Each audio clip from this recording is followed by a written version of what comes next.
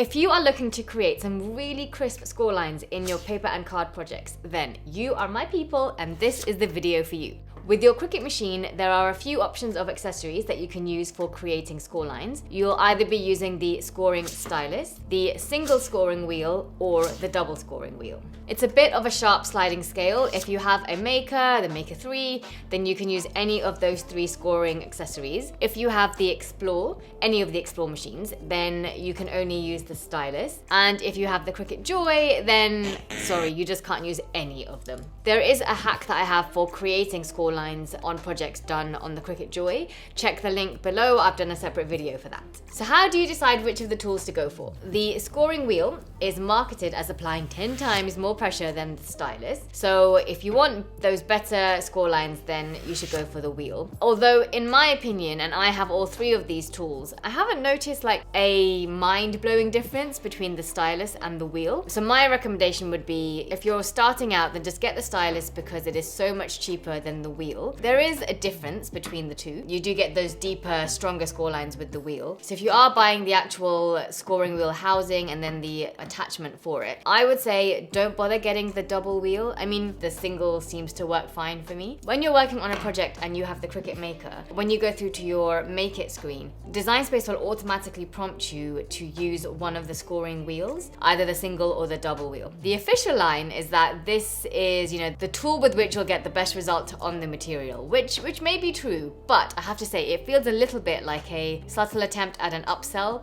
from the stylus. But don't worry, you don't need to run out and immediately buy the wheel because Design Space is telling you need it. You can just click on Edit Tools and switch out the wheel for the stylus. Whee! If you do end up deciding to buy the housing with both wheels, then it's really easy to switch between them. All you do is push on the plunger at the top, and that will allow you to remove the attachment on the bottom, and then grab your other one if you're swapping the single for the double, and you'll see that there is like an oval shape. So match the 2 oval shapes on the attachment and on the housing, and then again just push the plunger, and then you can push in the new attachment, and then there you go, it's in place. In terms of when Design Space will prompt you to use a single wheel versus the double is all to do with the material that you've chosen. Thinner materials will work best with the single wheel, and thicker coated materials work best with the double. So that's the general rule, but if you want to know, very specifically which material should have which wheel, then check the link. There's a whole list on the Cricut Help website. So when you're actually doing your project with score lines in it,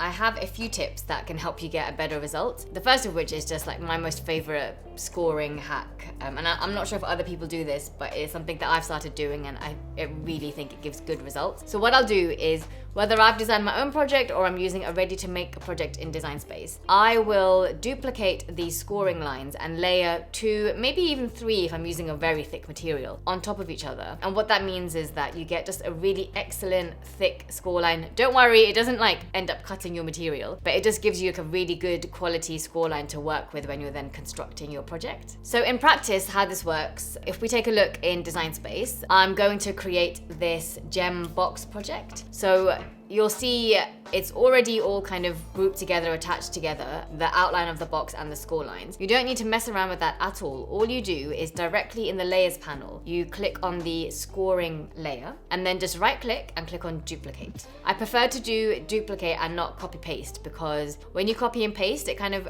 pastes your new layer somewhere in the very top left of the canvas.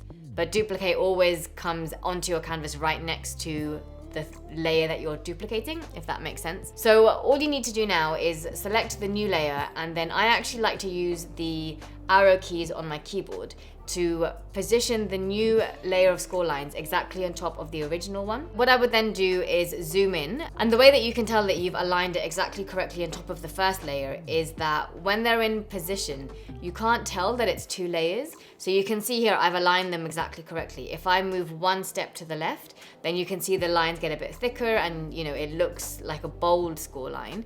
That's because it's actually the 2 not directly on top of each other, but we move back to the left by 1, and again it just looks like a single layer, because you kind of need to be quite precise about positioning the second layer of score lines. And then I would just zoom out and select all of the layers and attach them together, because remember, if you want something to remain as it looks on the canvas, on the matte screen, you need to attach it first here on the canvas. Now when we go through to make it, it will run the first layer of score lines and then immediately repeat that process on top, and you get like a really nice result with good, deep, clean, easily foldable score lines. This next tip is important when you're working with patterned cardstock, where one side has a pattern and the other side is plain. In this example, I'm placing my patterned side down on the table and my score lines are on the other plain side, and I'm folding up into those score lines.